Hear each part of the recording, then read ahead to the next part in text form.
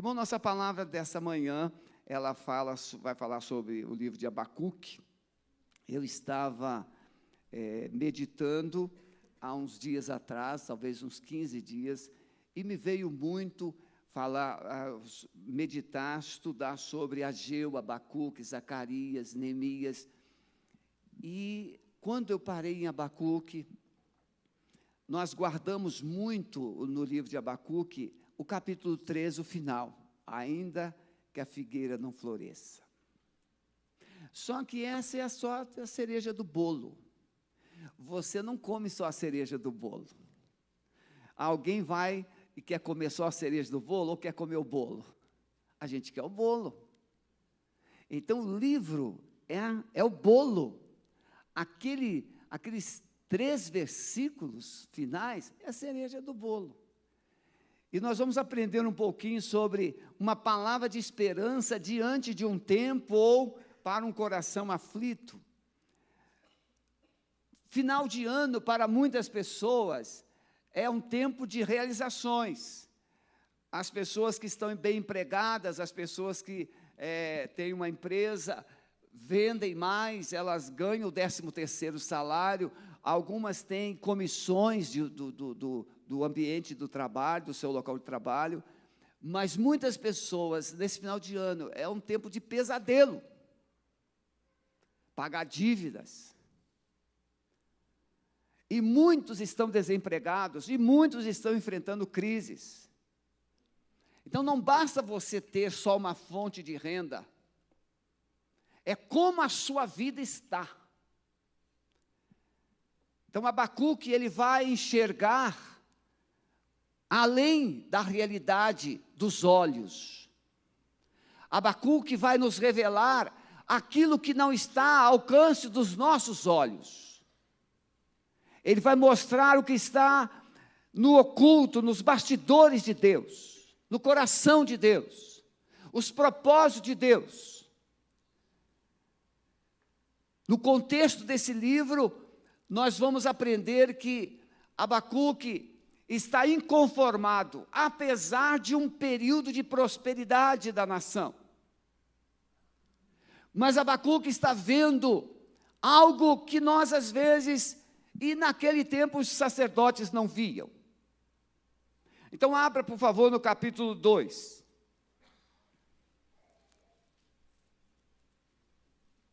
Uma palavra de esperança para um coração aflito. O coração de Abacuque é um coração que cada um de nós precisa ter e precisa revelar. Sobre a minha torre de vigia. E antes de eu ler, eu quero que você entenda uma coisa, por favor, preste atenção. No capítulo 1, Abacuque está fazendo uma oração, e nessa oração ele fica muito inconformado com aquilo que Deus está fazendo, e com aquilo que Deus está dizendo que vai fazer. E diante desse coração inconformado, diante desse coração aflito, angustiado, ele então escreve o capítulo 2. Sobre a minha torre de vigia me colocarei, e sobre a fortaleza me apresentarei, e vigiarei, para ver o que me dirá, e o que eu responderei no tocante à minha queixa, ou seja, o que Deus vai me dizer. Então o Senhor me respondeu e disse: escreve a visão e torna-a bem legível sobre tábuas, para que a possa ler quem passa correndo. Pois a visão é ainda para o tempo determinado, e se apressa para o fim. Ainda que se demore, espera-o, porque certamente virá, não tardará. Eis o soberbo, a sua alma não é reta nele, mas o justo, pela sua fé, viverá. Amém, meus irmãos? Deus está vendo o que Abacuque não estava entendendo. E Deus diz para ele o que vai fazer. Deus manda ele escrever essa visão. Nós vamos falar daqui a pouco que essa visão de Abacuque, ela influenciou homens extraordinários na história, que foram alcançados pelo poder da palavra de Deus. Evidências no período histórico, Abacuque está no mesmo contexto histórico de Jeremias. Jeremias, o profeta chorão, que profetizou a queda, a ruína de Jerusalém, a destruição do templo e o cativeiro do povo. E viveu até um pouquinho depois do cativeiro. Abacuque está nesse contexto mostrando para o povo o que estava acontecendo. Segundo alguns estudiosos, há uma evidência que Abacuque, antes de ser profeta, ele era sacerdote. Qual é a missão do sacerdote? O sacerdote é aquela pessoa que é vocacionada por Deus para se colocar diante dele, diante de Deus, em favor do povo, em favor das pessoas, da nação. No caso do sacerdócio hebraico ou judaico, o sacerdote é aquele que levava o sacrifício para Deus, para purificar, para remir, para trazer perdão para o povo. Isso está apontando para Jesus. Deus então chama Abacuque como sacerdote e o vocaciona agora, o transforma em um profeta. Porque o coração do sacerdote entende que o povo precisa de Deus, que o povo precisa de perdão, que o povo precisa se alinhar com Deus na sua vida. Mas agora ele recebe um coração de profeta. E o coração de profeta, irmãos, é diferente do coração de sacerdote. O coração de profeta enxerga o futuro. O sacerdote enxerga o presente. O coração do profeta percebe as consequências drásticas, terríveis, que estão por vir. Porque ele vem, ele anuncia o peso, essa expressão, sentença. Ele traz, não é uma cartinha, não é uma mensagem, ele traz uma sentença de Deus sobre o povo. Quem é advogado aqui sabe o que é sentença. Quando o juiz bate aquele martelo, tem mais jeito? Tem apelação. Podemos apelar, mas a sentença está dada.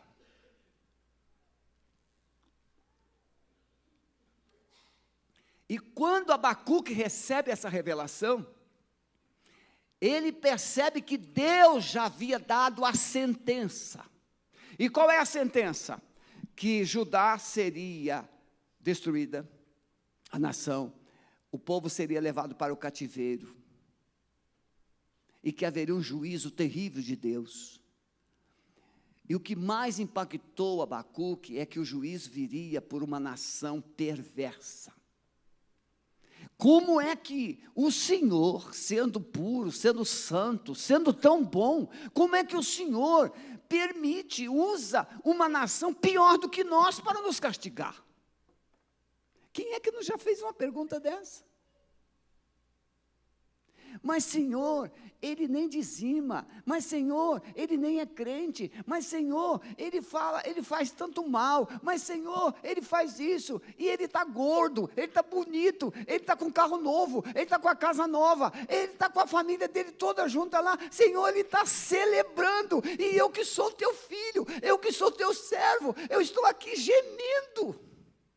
Quem é que não já disse algo parecido com isso? Como entender?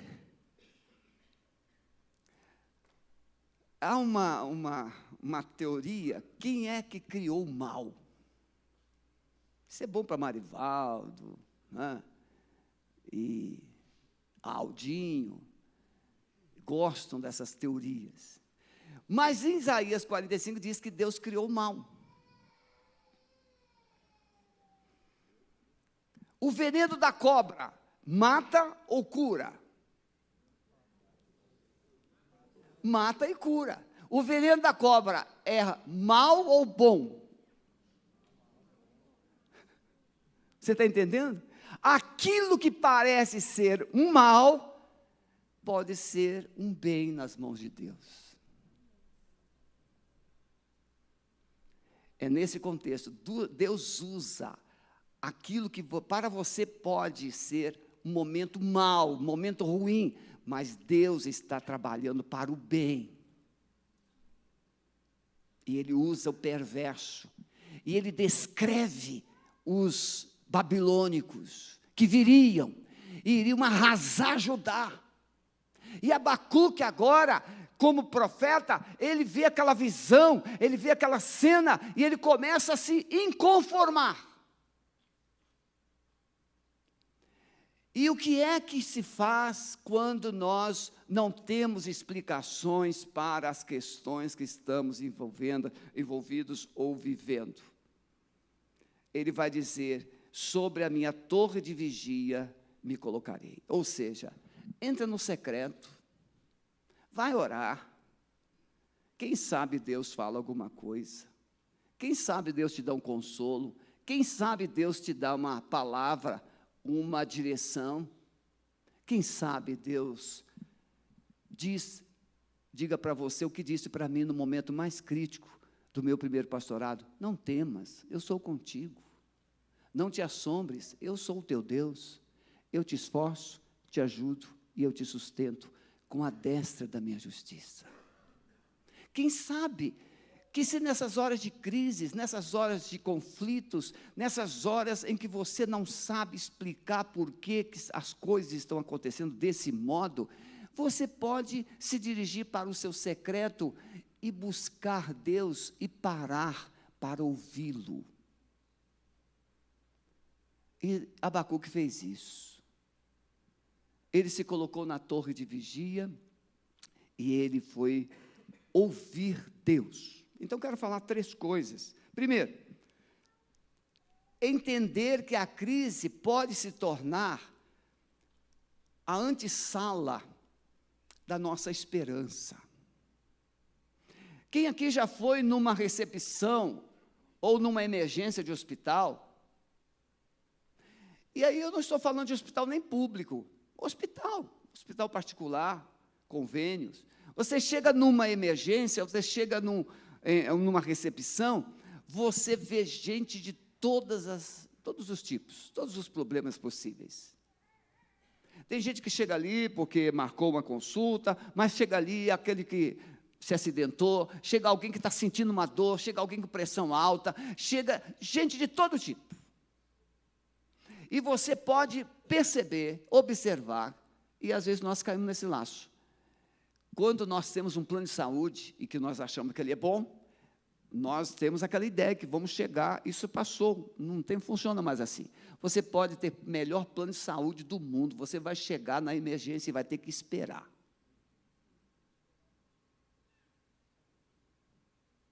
Uma vez, a Esté Batalha, fomos levá-la numa emergência lá no Rio de Janeiro, e a Esther estava assim, se segurando, mas eu já tinha aprendido a lição com o pai do Renatinho. Tinha ido levar o pai do Renatinho numa crise renal, mais ou menos umas 11 horas da noite, e eu passei pela experiência que não funcionou muito bem. Com a Esther eu falei assim, não, vai ter que funcionar. Porque se você chegar no hospital, numa emergência, e a pessoa estiver em condições de andar, ele vai mandar você sentar e esperar. Eu tinha aprendido isso com o pai do Renatinho. Não bastava dizer, ele está morrendo de dor, está com dor. Senta e espera. Com a Esté, eu falei assim, Esté, quando eu abrir a porta do carro, você se joga no chão, você começa a gritar, gemer, porque você está assim. Só que o hospital não sabe o que eu sei, nem o que você sabe. Se joga no chão, começa a gemer, porque eles vão te atender rapidinho. Não deu outra. Ela se jogou no chão, cadeira, uma maca, por favor, a pessoa está passando mal. E pá, veio o maqueiro, levou direto para dentro. Aí, Cezinha. Tem hora que você vai ter que fazer assim. Só que com Deus não funciona assim. Porque Deus sabe quem você é. E a gente, quando chega, então, lá na recepção, e a gente dá a nossa carteirada de plano de saúde, eu disse, muito bem, pode sentar lá, espera. Não importa se você paga X, Y ou Z, espera. Deus disse para Abacuque: Abacuque, entra nessa sala aí, espera. Alguém gosta de esperar na hora de crise, irmãos? Mas é na espera que Deus dará a resposta certa. É na espera. Ele usa essa expressão, peso que viu profeta Abacuque. Abacuque está com aquela sentença de Deus na alma. E agora ele entra na presença de Deus.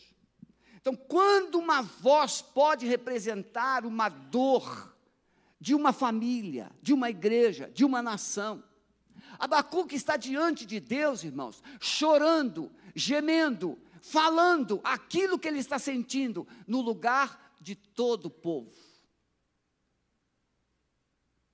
Pode parecer que não vai resolver, porque Deus estava em silêncio. O silêncio de Deus não é uma coisa boa, não é, pastor Herbie? Nem sempre o silêncio de Deus é uma coisa boa. Mas às vezes, quando Deus fala, pode ser ainda pior.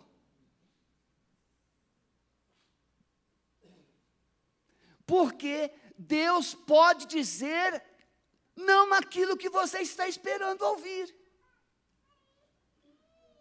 Você está dizendo para Deus: Senhor, porque o Senhor está em silêncio, como o salmista.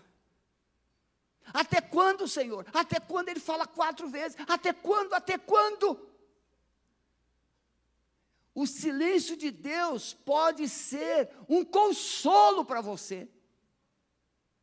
Porque se ele abrir a boca, talvez seja um desespero para você, como aconteceu com Abacuque. Abacuque começou clamando, orando, questionando Deus, e Deus está em silêncio. E ele continuou insistindo, aí Deus decidiu falar.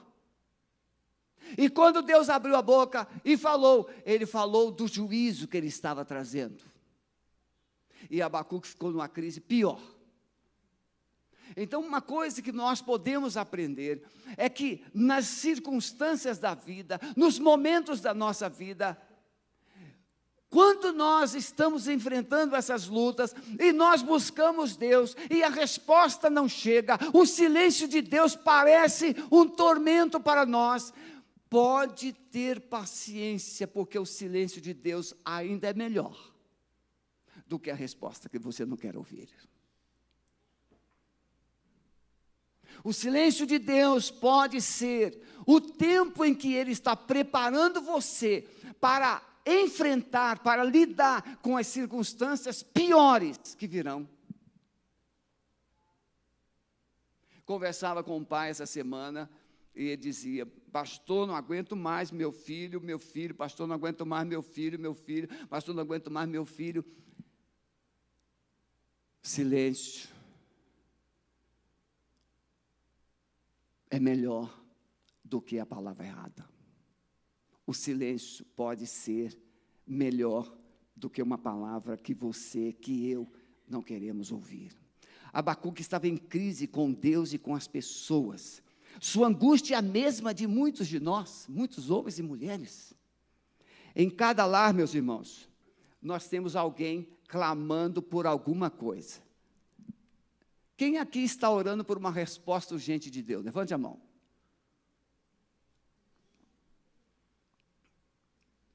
Esse clamor que você está fazendo, se Deus ainda não respondeu, não há uma ansiedade borbulhando dentro? Não tem? Uma ansiedade borbulhando? Tem. Mas e se Deus der a resposta que você não quer ouvir? Como é que você vai lidar com ela?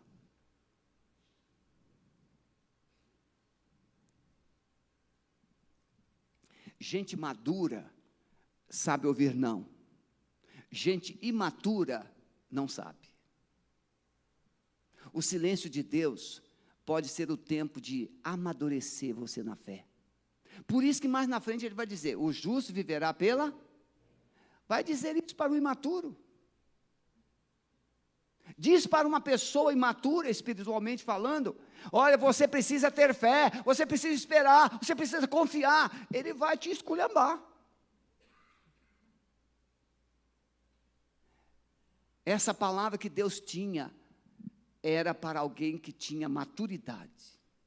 E Abacuque precisou ser amadurecido. Precisamos entender, então, que Deus não é a causa dos nossos sofrimentos e das nossas crises. O salmista Davi pergunta, olha o grande Davi, por quê, por quê, por quê? Até quando, até quando, até quando? A minha alma tem sede de Deus, de um Deus vivo. Quando é que eu entrarei e me apresentarei ante a face dele? Muitos, e não eram homens comuns, eram homens especiais, que enfrentaram suas crises, suas dificuldades, e questionaram, perguntaram, clamaram. Você acha que Abraão não enfrentou crise? Que o Isaac, que orou 20 anos para que a mulher gerasse um filho? Tente imaginar quantas noites Abraão enfrentou crise, porque ele olhava e só tinha o seu escravo lá, o Eliezer, como provável herdeiro de tudo que ele tinha. Mas naquele tempo de crise, um grande orador disse que Deus treinou os ouvidos de Abraão para ouvir a sua voz. Na crise, nós nos tornamos mais sensíveis e aprendemos a ouvir melhor. Já usei a experiência do dinheiro. Quando nós temos um dinheirinho na conta bancária, a gente compra aqui, compra colar, faz isso, faz aquilo.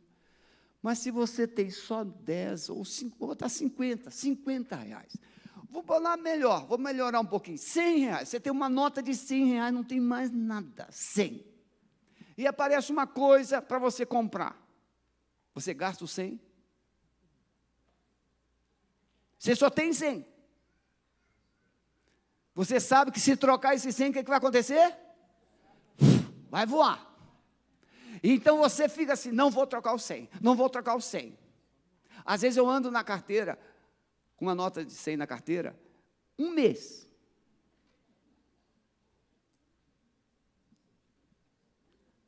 Vou na panificadora, eu pago 8 e pouco, eu pago no cartão para não trocar o 100.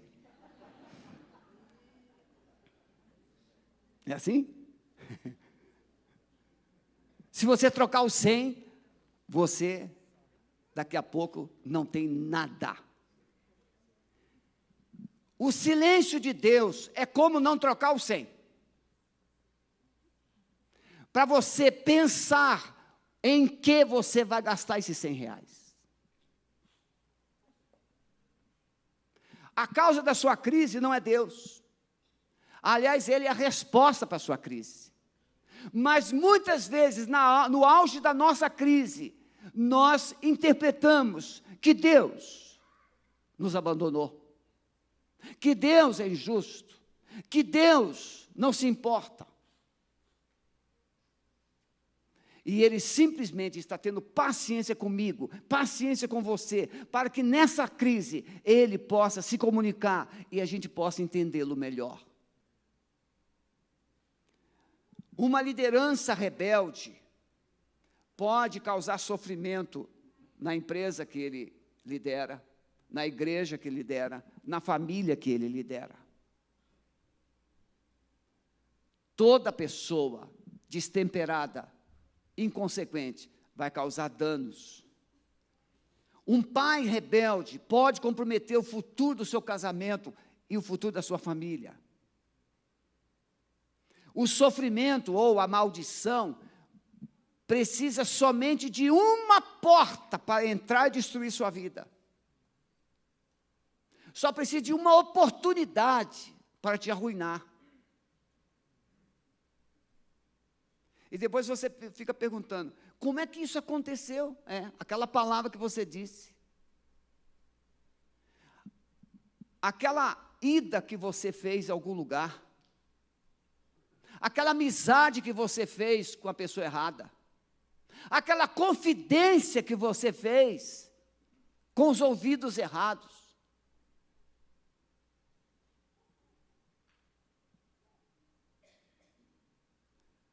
Conta-se, né, uma ilustração, só para descontrair, que 3 crentes estavam num barco à deriva no mar.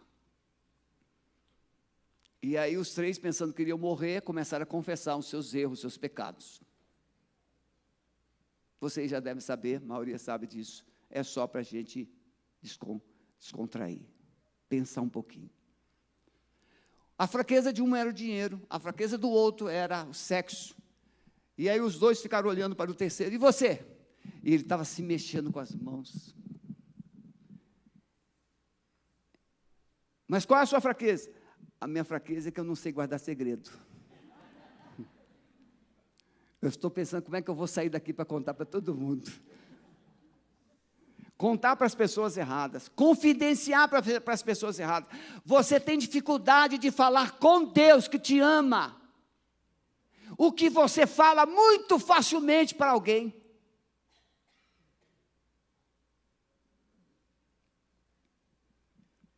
Precisamos entender, irmãos, que em um tempo de crise, a oração é o melhor caminho. Não vou dizer o único, mas é o melhor caminho. O melhor caminho é a oração. Porque, no mínimo, na oração você vai se desintoxicar. E na hora da oração você vai poder ouvir o que Deus tem a te dizer. Até quando, Senhor, clamarei eu e tu não me escutarás? Olha a palavra de Abacuque. Gritar-te-ei violência e não salvarás? Por que razão me mostras a iniquidade e me fazes ver a opressão? Pois que a destruição e a violência estão diante de mim, havendo também quem suscite a contenda e o litígio.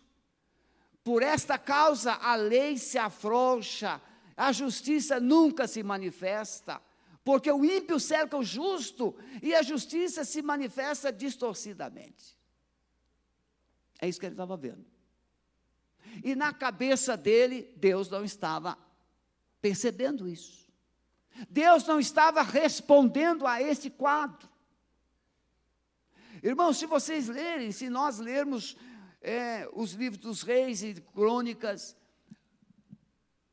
Deus vai chegar um momento, no período do rei Manassés, se não me falha a memória, segundo Crônicas 34, 32 ou 34, verso 10, diz assim, e Deus falou, mandou profetas, mas eles não deram ouvidos, eles não quiseram ouvir.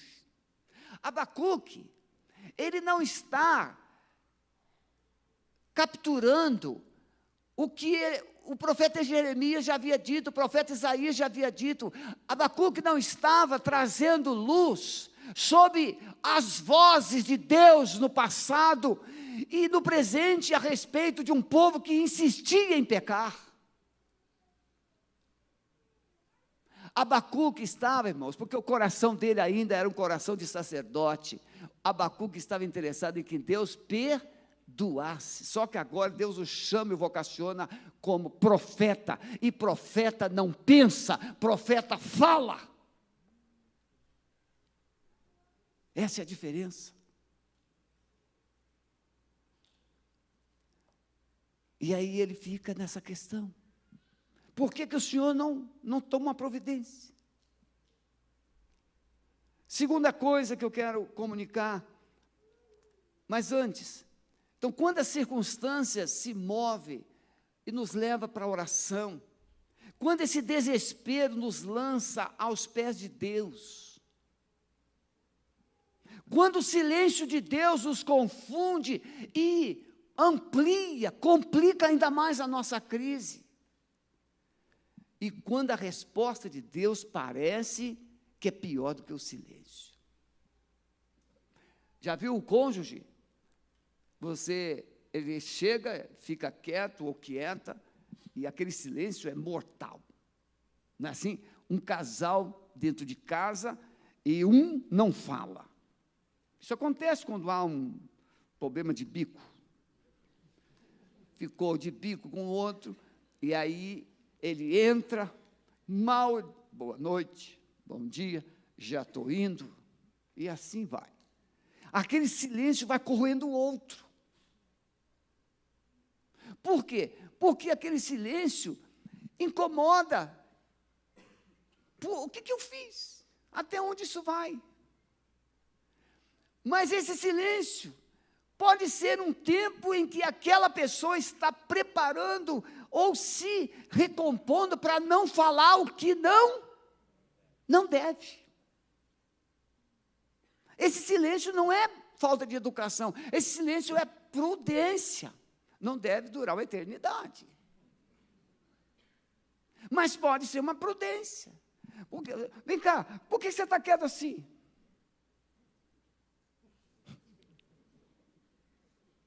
Porque a pessoa, se abrir a boca, é o que aconteceu com Deus.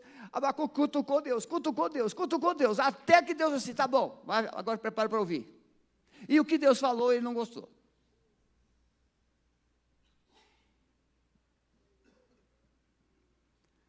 Segunda coisa, então, irmãos, entender que a resposta de Deus pode complicar ainda mais a sua crise. Deus pode nos surpreender com as respostas que Ele tem para nós. Deus pode nos surpreender com as palavras que Ele tem para nós. Deus pode colocar você no olho do furacão com a palavra que Ele tem para você. Em vez de resolver a sua crise, Ele vai mexer ainda mais. Porque aqui para a gente, irmãos, nós somos bons para ajudar a crise dos outros. Calma. Tenha fé. Deus está contigo, varão. Sim? Não é assim? Nós somos mestres para dar uma palavra, assim diz o Senhor. Mas, quando a crise está dentro de você, você não quer ouvir ninguém. Você quer que Deus dê uma solução e rápida. Não é assim? Uma solução rápida. Só que se Deus resolver a sua crise na segunda-feira, você perde a bênção de sábado.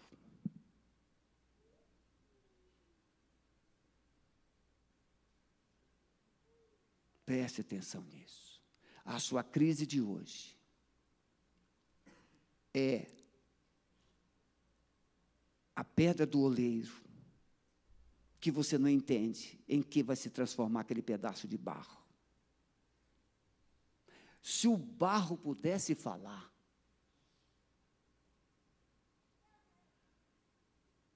mas a Bíblia diz que o barro, Isaías 64, o barro não pode dizer ao oleiro, faça-me assim, faça-me assado. É o oleiro que olha para o barro. E nós aprendemos que no mundo existem pelo menos 8 tipos de terra ou de barro que são mais propícios para fazer as obras. 8. Se você quer fazer um determinado vaso, tem que ser uma terra mais especial. É Deus. Precisamos entender que antes de Deus nos responder, Ele quer ver algo saindo de dentro de nós. Tal qual o barro, a terra tem algumas sujeirinhas. Ela vai para um processo.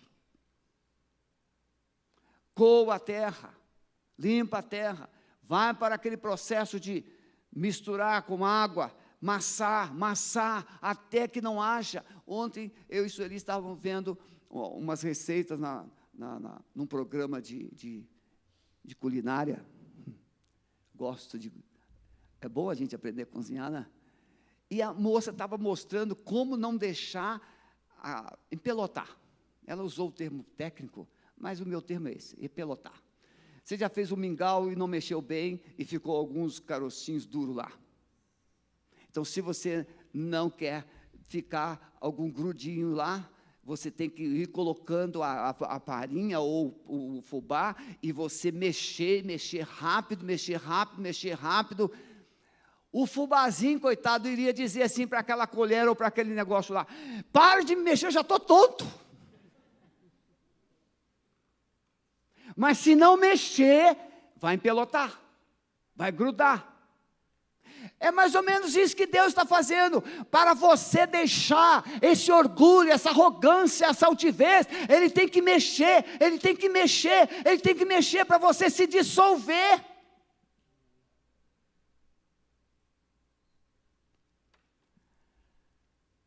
Mas a gente não gosta que Deus mexa na gente. Mas Ele precisa mexer. E às vezes Ele mexe na área que a gente mais sofre. A mocinha apaixonada, e aí Deus mexe, tirando aquele perrapado da vida dela. E ela quer se matar, que ela está apaixonada. Só que Deus tem um príncipe. Só que para ela descobrir o príncipe, ela tem que sair de perto do sapo.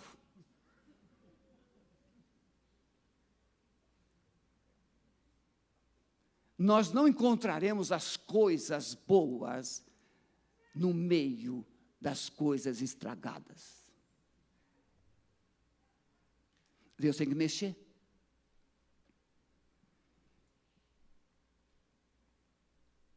Jeremias, como entender isso? O povo está indo para o cativeiro. E o povo está no cativeiro. E Jeremias manda uma carta. Vamos imaginar que você esteja vivendo na sua crise a semelhança dos judeus que estavam lá na Babilônia. Aí chega essa cartinha de Jeremias. Tem um plano para vocês, não de mal, mas um plano de paz, para vos dar um final feliz. O povo está onde, irmãos? Na Babilônia, escravo, sendo maltratado. E aí chega uma cartinha: eu bem sei os planos que eu tenho a respeito de vocês, um plano maravilhoso. Como é que o povo recebeu essa carta? E lá na Babilônia tinha alguns profetas dizendo assim: não, esse cativeiro vai acabar logo, esse cativeiro vai acabar, assim diz o Senhor, em poucos dias, e eis que vocês vão voltar para Jerusalém. E aí Jeremias chega e assim: não, é 70 anos. Você já imaginou Deus dar uma resposta para você, que a sua vitória virá daqui a 70 anos?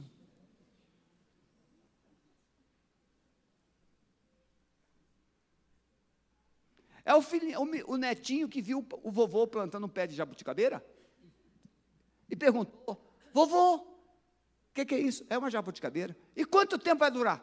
Uns 14, 15 anos. Vovô, então para que o senhor está plantando se o senhor não vai comer?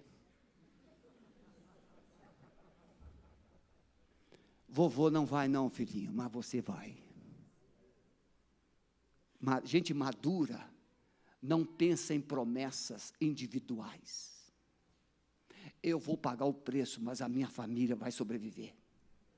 Eu vou pagar o preço, mas a minha igreja vai romper. Eu vou pagar o preço, mas essa cidade vai conhecer a glória de Deus. Gente madura não fica pensando só em si, não. Essa individualidade é carnal, é mesquinha, é diabólica. Gente madura pensa no todo. Sair do meio dos questionamentos e buscar a presença de Deus pode ser o único meio de você enfrentar e vencer suas crises. Como nós gostamos de questionar. E procuramos argumentos. Eu convivi com uma pessoa, um tempo, que ela tinha uma capacidade de argumentação terrível, e eu tinha que me esforçar além do meu limite para eu não perder a parada, não no sentido de resposta, que a resposta eu já perdia, de tão argumentador que a pessoa era, eu não podia perder o equilíbrio, porque ainda que você não tenha argumentos, mas se você tiver equilíbrio, você vence, o seu silêncio pode ser a vitória para você.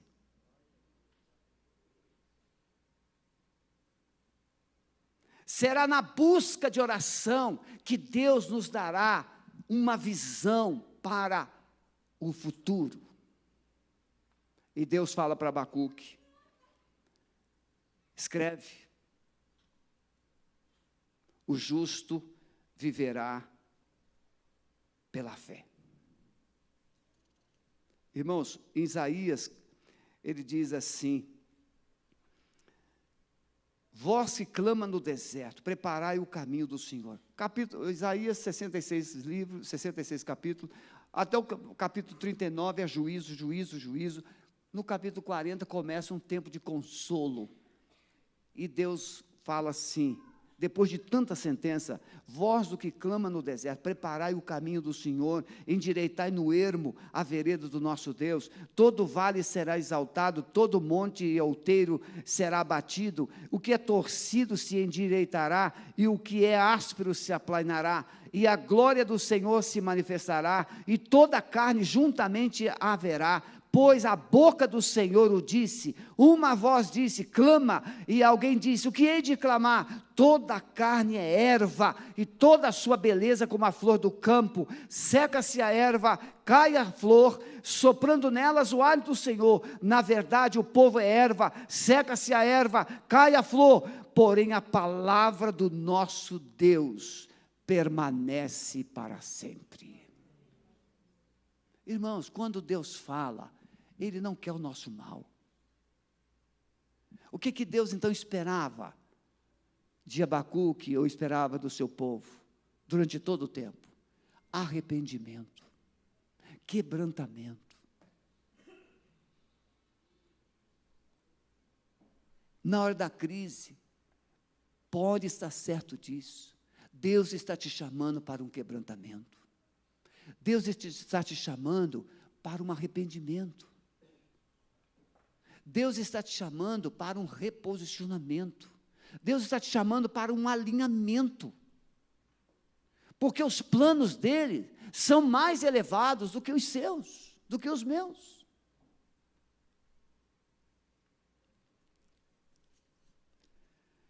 A crise de hoje, que nós estamos vivendo no mundo, eu tenho ouvido alguns vídeos no YouTube. As pessoas hoje perderam o senso da verdade. As pessoas hoje perderam o senso da justiça. O que aconteceu no Brasil nesses últimos anos, ainda tem gente que acredita que o certo está errado e que o errado está certo.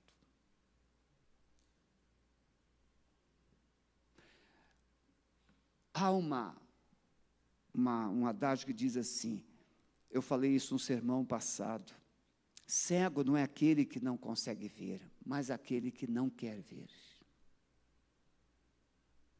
Meus irmãos, a igreja, ela conhece o suficiente para viver em santidade, justiça e bondade. A igreja conhece o suficiente para revelar o poder de Deus em todo tempo, em todo lugar. Se você for fazer uma pesquisa, você tem crente presente em todo lugar. porteiros crentes, recepcionistas cristãs, você tem funcionários nas empresas, você tem jogadores cristãos. Em todo lugar, no mundo todo, você tem alguém que conhece a Deus, conhece a verdade, conhece Jesus, conhece a salvação. Você tem alguém. O grande desafio é o que eu estou fazendo com aquilo que Deus me deu.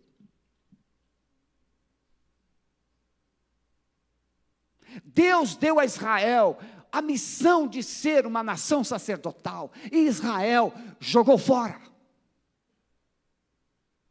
E Deus levantou a igreja, e deu à igreja o poder. Eis que vos dou poder, autoridade, e recebereis poder, ao descer sobre vós o Espírito Santo. A igreja recebeu autoridade, a igreja recebeu sabedoria, a igreja recebeu poder. E o que é que a igreja está fazendo com aquilo que ela recebeu?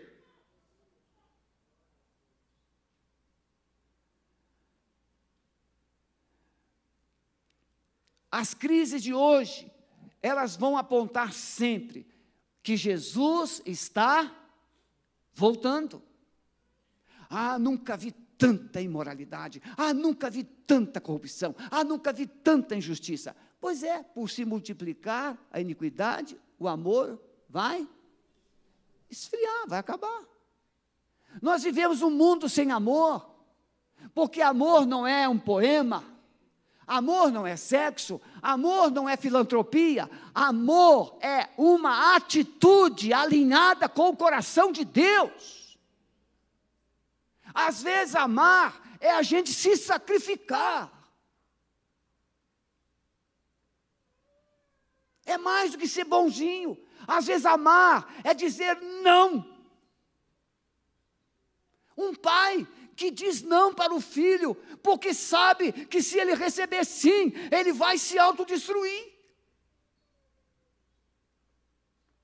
Quantos homens ricos, torturados pela consciência, e eu não vou citar nomes, mas houve, não muito tempo atrás, uma artista de televisão que deu para o filho um carrão, carro importado, poderoso, e aquele filho bate, colide e morre.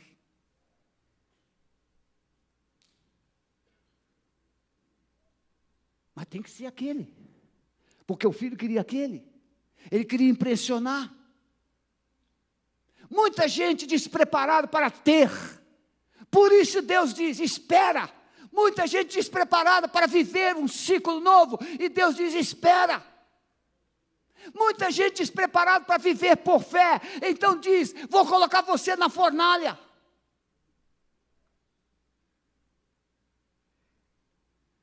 E é só quando Abacuque vai orar, é que Deus vai dizer para ele, o remédio é você viver pela fé. O justo viverá pela fé. A esperança não é e jamais será resultado das circunstâncias. As coisas lá em casa estão melhorando. Não, eu quero saber, você melhorou? Você está entendendo o que eu estou falando? Você parou de falar sem pensar, você parou de gastar sem pensar, você parou de decidir, você parou com aquelas coisas todas que andavam encrencando você, encrencando a sua família, encrencando a sua história, você parou com isso? Não, então as circunstâncias vão piorar de novo.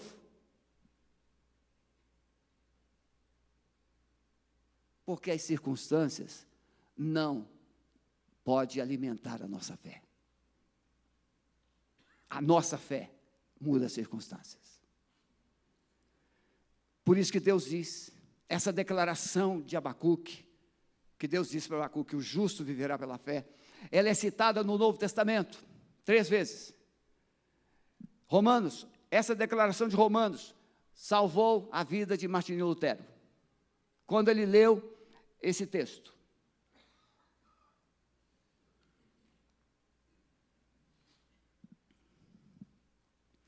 Porque nele se descobre a justiça de Deus, de fé em fé, como está escrito, Paulo falando aos Romanos, verso 17 do capítulo 1. Mas o justo viverá pela fé. Martinho Lutero leu esse texto e a sua vida nunca mais foi a mesma. Porque como é que ele vivia? Pelas circunstâncias. Como é que ele vivia? Pelo que ele fazia. Agora é pelo que ele cria. O Deus da graça, o Deus da misericórdia, o Deus da justiça, o Deus de toda bondade, é crer nele e não nas circunstâncias. Quando Paulo escreve aos Gálatas, e a carta aos Gálatas é uma declaração de liberdade cristã. Por isso, irmãos, Paulo diz assim, é evidente que pela lei ninguém será justificado diante de Deus, porque o justo viverá pela fé. E aos Hebreus, mas o justo viverá pela fé, e se ele recuar, a minha alma não tem prazer nele. Aos Gálatas, havia um tormento, de que eles teriam ainda que viver a liturgia judaica, para receber os frutos da graça. E Paulo tem que ser contundente, principalmente o verso 16 do capítulo 2 de Gálatas. Ele vai reprisar Romanos 3, 20. E Hebreus, ele vai dizer o quê? O contexto de Hebreus é uma igreja que está abandonando. São crentes que estão abandonando a igreja. São crentes que estão se desviando da fé. São crentes que estão deixando a congregação. São crentes que não estão suportando a pressão da perseguição. E aí o escritor aos Hebreus vai dizer isso. O justo vai viver pela fé. Mas se recuar, eu, Deus, não tenho prazer em vocês. E aí vem o capítulo 11, para mostrar os que perseveraram pela fé. Ou os que perseveraram na fé. Meus irmãos, eu quero concluir essa palavra. Vencendo a crise e os medos pela esperança. Qual a esperança que você tem para 2020? Qual a esperança que você tem para a sua família? Qual a esperança que você tem para o futuro dos seus filhos? Qual a esperança? Então, diante de todas essas verdades que Deus mostra para Abacuque, a sua crise, ele começa chorando e termina adorando, louvando. Ele começa questionando e ele termina exaltando. Nós já aprendemos com Israel no deserto, murmuração não produz coisa boa, mas a adoração produz. Se você adorar, no mínimo, você vai receber consolo, vai receber graça. Então, decida adorar. Quem conhece a Deus se torna uma pessoa forte. Recentemente, Deus me trouxe de volta esse texto de Isaías, capítulo 41, verso 10. Será sempre nos momentos que você tem que decidir coisas sérias, que Deus vai trazer uma palavra séria. Não tema, Sebastião, eu sou contigo. Não te assombres, eu sou o teu Deus. Eu te esforço, te ajudo e te sustento. Quem conhece Deus se torna uma pessoa forte. Não fisicamente. Às vezes você julga uma pessoa fisicamente. Quantas pessoas chegam, pastor, o senhor está tão magrinho, o senhor está tão fraquinho. Vamos para o Parque Barigui comigo. Vamos correr um pouquinho lá. Né, Carlão? Vamos lá correr um pouquinho. O nosso físico, ele vai ser destruído. Paulo diz aos Coríntios que esse corpo exterior, ele tem que ser mortificado, crucificado, para que o interior, ele prevaleça.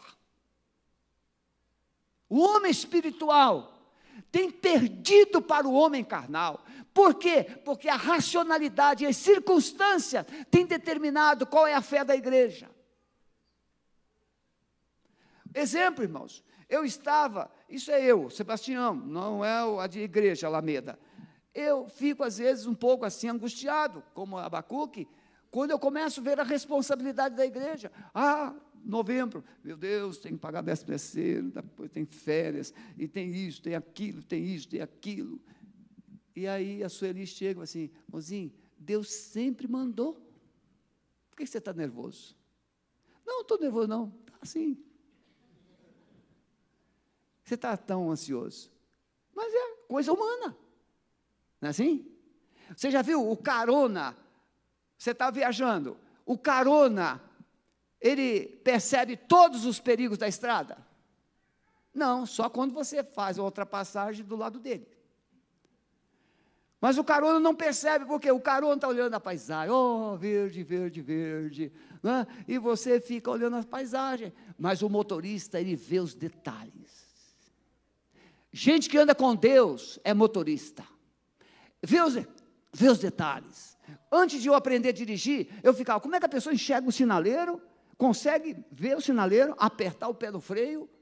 Como é que ele consegue fazer isso tudo no automático? Até você aprender a dirigir. Você faz tudo no automático. E aí eu fiquei assim, Senhor, essas responsabilidades, Senhor. Pois é, irmãos, amanhã a igreja vai depositar na conta de todos os funcionários, pastores e ministros, o salário de dezembro e a segunda parcela do 13º. Você está entendendo isso? Por quê? Porque nós vivemos pela fé. Aquilo que nos amedronta está sob o cuidado de Deus. Aquilo que nos tira o sono está sob os cuidados de Deus.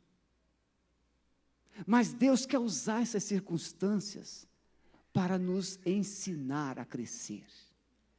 Por isso, quem conhece Deus é forte. Ele está no trono. No futuro, o que aconteceu com Babilônia, meus irmãos? Babilônia estava escravizando Judá. O que aconteceu com Babilônia? Foi exterminada da terra. O que aconteceu com Judá? Foi restaurado. Voltou para a sua terra. E se tornou uma das nações mais poderosas, mais respeitadas da terra. O sinônimo de Babilônia é confusão e destruição. O sinônimo de Israel é esperança e vitória. Gente que conhece Deus, olha para as circunstâncias e diz, vai mudar. As coisas vão mudar.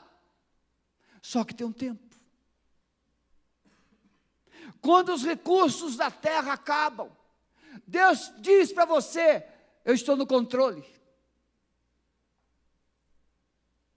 Até hoje, eu e Sueli, às vezes conversamos sobre isso, não sabemos explicar como é que eu conseguia fazer as visitas pastorais no meu primeiro pastorado. Eu pastorei 10 anos sem carro. E você fazer uma visita no hospital, você tinha que pegar 2 ônibus para ir, 2 para voltar. Como que eu consegui? Não sei. Só que em um ano eu fiz 897 visitas pastorais. Em um ano. Depois parei de anotar. Como é que eu conseguia recursos? Não sei. Uma coisa eu sei, que quando você decide fazer, Deus diz, eu vou com você. E uma das experiências mais incríveis é que eu olhei, bem, dá o dinheiro, dá para ir e voltar, vamos lá. Cheguei no ônibus, está aqui o dinheiro, paga a passagem. O camarada me voltou o troco, mas vem cá, está faltando. Não, subiu a passagem. Falei assim, então não tem para voltar. Bem, já que eu estou aqui dentro do ônibus, eu vou fazer a visita. Cheguei na casa, era um diácono, funcionário da Petrobras, e ele tinha recebido a PL. Eu sabia? Eu não sabia. Eu estava ali angustiado, como é que eu vou voltar, como é que eu vou voltar, como é que eu vou voltar. E aí eu cheguei, ele falou assim, pastor, Deus mandou dar um dinheiro para ajudar o senhor nas passagens. Eu disse, imagine, se você fizer isso, eu fico constrangido.